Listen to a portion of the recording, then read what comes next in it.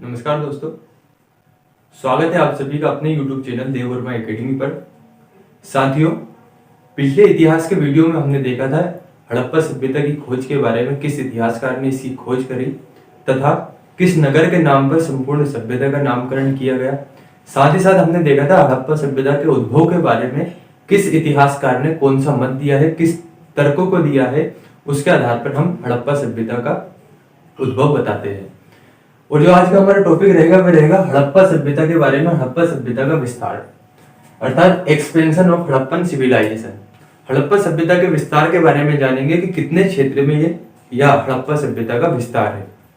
तो अगर हम हड़प्पा सभ्यता के विस्तार की बात करें, इसके एक्सपेंशन की बात करें कि कितने क्षेत्र में इसका विस्तार है, तो चूंकि आपने जानते हैं 3500 से 2600 ईसा पूर्व या कहें 3500 से 2350 ईसा पूर्व, जिसे आरंभिक हड़प्पा सभ्यता का काल माना जाता है, प्रारंभिक हड़प्पा सभ्यता का काल माना जाता है। उस समय होता क्या है, यहाँ पर कुछ ही बस्तियां या कहें कुछ ही नगरों का विकास होना प्रारंभ होता है। और जब परिपक्व हड़प्पा सभ्यता की बात करें, अर्थात जब हड़प्पा सभ्यता पूर्ण विकसित हो जाती है, तो वो हम जानते हैं 2350 से 1750 ईसा पूर्व का समय रहता है, जब हड़प्पा सभ्यता का पूर्णतः विकास हो जाता है। इसके अधिक से अधिक नगरों का निर्माण हो चुका होता है, यहाँ पर संपूर्ण रूप से परिपक्व रूप से हड़प्पा सभ्यता का विकास हो जाता है। और इसके पश्चात होता क्या है, ये पतन की ओर बढ़ती है, अर्थात इसका पतन होने लगता है, समापन होने लगता है। तो 1750 के बाद के कुछ ही नगर बचते हैं, या कह सकते हैं कि 1750 के बाद हड़प्पा सभ्यता का पतन होने लगता है, जिसे हम उत्तर हड़प्पा सभ्यता या उत्तर हड़प्पा काल के नाम से जानते हैं। अर्थात प्रारंभ में क्या होता है, कुछ बस्तियां रहती है, कुछ नगर रहते हैं, उसके पश्चात नगरों का विकास होना प्रारंभ होता है, नगरों की संख्या में वृद्धि होती है और परिपक्व हड़प्पा सभ्यता का विकास होता है। उसके पश्चात कोई भी सभ्यता है, उसका जब समापन होने लगता है, तो उसे हम उत्तर या इस हड़प्पा सभ्यता के संदर्भ में बोले तो इसे उत्तर हड़प्पा सभ्यता या हड़प्पा काल के नाम से हम जानते हैं। तो अगर हम हड़प्पा सभ्यता के विस्तार की बात करें, तो चूंकि इसका विस्तार का जो मुख्य हमारा भाग देखने को मिलता है वह रहता है पुरातात्विक खोजें। तो पुरातात्विक खोजों में हुआ क्या, पहले हमने देखा सिंधु नदी के आसपास के क्षेत्रों में पुरातात्विक खोजें होना प्रारंभ हुई, वहां पर खुदाई होना प्रारंभ हुई, तो वहां पर कुछ नगर मिले। तो प्रारंभ में तो ऐसा मान लिया गया कि हाँ, ये कुछ ही भू क्षेत्र में फैली हुई थी, जिसके कारण हमने माना था कि सिंधु सभ्यता या सिंधु घाटी सभ्यता भी इसे कहा गया। लेकिन बाद में होता क्या है कि और अन्य क्षेत्रों में भी इसका विकास देखने को मिला और अन्य जगह पर भी इसके नगर मिले। तो इतिहासकारों को लगा कि ये तो बहुत बड़ी सभ्यता, बहुत बड़े विस्तृत भूभाग में फैली हुई सभ्यता है। तो अगर हम बात करें वर्तमान क्षेत्र में या वर्तमान संदर्भ में, तो ये जैसे आपका पंजाब हो गया, राजस्थान हो गया, इधर आपका बलूचिस्तान प्रांत हो गया, इधर सिंध प्रांत हो गया, उसके पश्चात इधर आपका गुजरात प्रांत हो गया, गुजरात के पश्चात महाराष्ट्र, यूपी और इधर जम्मू कश्मीर, ऐसे बहुत बड़े भू क्षेत्र में सभ्यता को देखा गया। तो अभी अगर हम वर्तमान में बात करें तो 2800 से अधिक नगरों की खोज जब इसकी हो गई, तो इतिहासकारों ने अनुमान लगाया कि लगभग 12,99,600 वर्ग किलोमीटर क्षेत्र में ये सभ्यता फैली हुई है।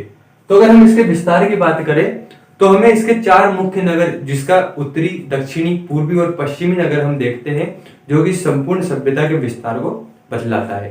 तो अगर हम इसके सबसे उत्तरी नगर की बात करें, तो इसका जो सबसे उत्तर की ओर नगर है या नॉर्थ वाला नगर है, वह है मांडा।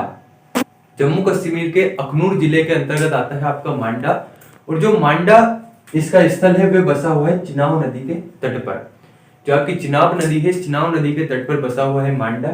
इसके पश्चात अगर हम दक्षिण जो स्थल है उस दक्षिण स्थल की बात करें, तो दक्षिणी स्थल है इसका दायमाबाद।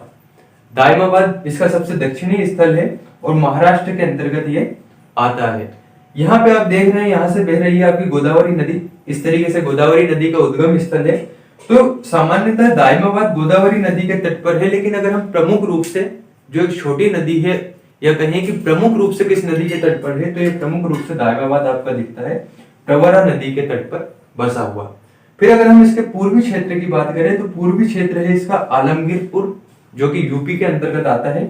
मेरठ में आलमगीरपुर है, उस मेरठ में जो आपका आलमगीरपुर है वह पूर्वी क्षेत्र है, हड़प्पा सभ्यता का सबसे पूर्वी स्थल।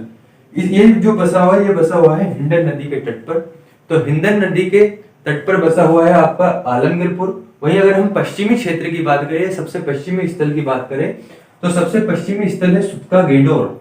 बलूचिस्तान प्रांत में यह बसा हुआ है और बलूचिस्तान प्रांत में यहाँ पर बहती है दास्क नदी। इस दास्क नदी के तट पर बसा हुआ है सुदका गेडोर। तो अगर हम इसके पूर्व पश्चिम उत्तर दक्षिण वाले क्षेत्र को मिला देते हैं इस तरीके से, आपके पश्चिम से ये आपका मिला हुआ है नॉर्थ साइड, नॉर्थ से ईस्ट, ईस्ट से आपका जाता है साउथ और साउथ से वेस्ट की ओर अगर हम इसको मिला देते हैं तो आप देख रहे होंगे यहाँ पर एक त्रिभुज के आकार की आकृति हमें देखने को मिलती है। तो अधिकांशतः क्वेश्चन बन जाता है कि हड़प्पा सभ्यता का विस्तार या हड़प्पा सभ्यता का आकार कैसा है, तो त्रिभुज के समान इसका आकार है या इसे हम त्रिभुजाकार के नाम से जानते हैं। क्योंकि आप देख रहे हैं त्रिभुज की आकृति बनती है, तो इसके आधार पर हम मान लेते हैं कि हड़प्पा सभ्यता का जो विस्तार है वो इतने बड़े भूभाग में है। और इसका जो टोटल एरिया इतिहासकार बताते हैं, टोटल क्षेत्र बताते हैं, वे बताते हैं 12,99,600 वर्ग किलोमीटर, अर्थात लगभग 13 लाख वर्ग किलोमीटर भू क्षेत्र में ये सभ्यता फैली हुई है। साथ ही साथ अगर हम इसके उत्तर से दक्षिण की ओर लंबाई की बात करें, उत्तर से दक्षिण की ओर लंबाई की बात करें तो आप देख रहे हैं पूर्व से पश्चिम की ओर इसकी लंबाई अधिक, जबकि उत्तर से दक्षिण की ओर इसकी लंबाई पूर्व से पश्चिम की अपेक्षा कम है। तो अगर हम उत्तर से दक्षिण की ओर लंबाई की बात करें तो टोटल 1400 किलोमीटर इसकी उत्तर से दक्षिण की ओर लंबाई है। साथ ही साथ अगर हम पूर्व से अर्थात आलमगीरपुर से सुदका गेडोर तक की लंबाई की बात करें तो यहाँ पर सुदका गेडोर तक की आलमगीरपुर से लंबाई 1600 किलोमीटर है, अर्थात उत्तर से दक्षिण की ओर इसकी कुल लंबाई है 1400 किलोमीटर, वहीं पूर्व से पश्चिम की ओर इसकी कुल लंबाई है 1600 किलोमीटर और इसका जो टोटल क्षेत्रफल है वह आपका 12,99,600 वर्ग किलोमीटर। तो यहाँ पे और भी नगर आपके खोजे गए थे, जैसे सबसे पहले यहाँ पर मिला था हड़प्पा। यह आपकी रावी नदी, इस तरीके से आपकी रावी नदी प्रवाहित होती है। इस रावी नदी के आप देख रहे हैं बाएं तट पर है आपका हड़प्पा। हड़प्पा सभ्यता से संबंधित सबसे पहला नगर खोजा गया हड़प्पा और यहीं इसी नगर के नाम पर आपका हड़प्पा सभ्यता का नामकरण रखा गया। यहीं से मांडा नदी से ये बह रही है आपकी चिनाब नदी, जिसके तट पर बसा हुआ है मांडा। ऊपर की ओर से आपकी झेलम नदी प्रवाहित हो रही है और ये सभी नदियां यहाँ पर जाके सिंधु नदी में मिल जाती है और सिंधु नदी आगे की ओर बढ़ती है। तो इस सिंधु नदी के तट पर ही बसा हुआ है मोहनजोदड़ो, जिसके बारे में हमने पढ़ा था कि राखालदास बनर्जी द्वारा 1922 ईसा पूर्व में इस मोहनजोदड़ो क्षेत्र की खोज की गई थी। साथ ही साथ यहीं पे है आपका कोडदीजी नामक स्थल, यहीं पे आपका चनहुदड़ो बसा हुआ है। और अगर हम गुजरात की बात करें तो गुजरात में है आपका धोलावीरा और लोथल।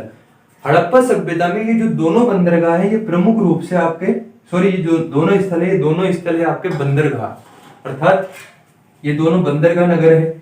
वहीं अगर हम कालीबंगा की बात करें तो राजस्थान जो राज्य है, उस राजस्थान राज्य में जो हनुमानगढ़ जिला है, उस हनुमानगढ़ जिले में है आपका कालीबंगा। कालीबंगा इसको इसलिए कहा जाता है, कालीबंगा से तात्पर्य होता है काले रंग की चूड़ियां। हमें यहाँ पर काले रंग की चूड़ियां मिली या काले रंग की चूड़ियों का कारखाना मिला, उसके कारण हम इसे कालीबंगा के नाम से जानते हैं। ठीक इसी तरीके से हमें यहाँ पर बहुत सारे नगर मिले, जैसे यहाँ पर है आपका मेहरगढ़। मेहरगढ़ के बाद बात करें तो यहाँ पर है आपका रोपड़, जो कि पंजाब के अंतर्गत आता है और सतलुज नदी के तट पर बसा हुआ है। इस तरीके से आपकी सतलुज नदी प्रवाहित होती है। तो इस संपूर्ण क्षेत्र के अंतर्गत आपके सारे 2800 से अधिक नगरों की खोज हो चुकी है। 2800 से अधिक नगर आपके इसके अंतर्गत बसे हुए हैं या इसके अंतर्गत है। इस तरीके से हड़प्पा सभ्यता का जो विस्तार है इस संपूर्ण भारतीय उपमहाद्वीप वाले क्षेत्र में फैला हुआ है। इसके अंतर्गत विभिन्न नगर आते हैं, जैसे आपने पढ़ा हड़प्पा के बारे में, मोहनजोदड़ो, चंदहुदड़ो, कालीबंगा, मांडा, लोथल, धोलावीरा, सुदका गेडोर।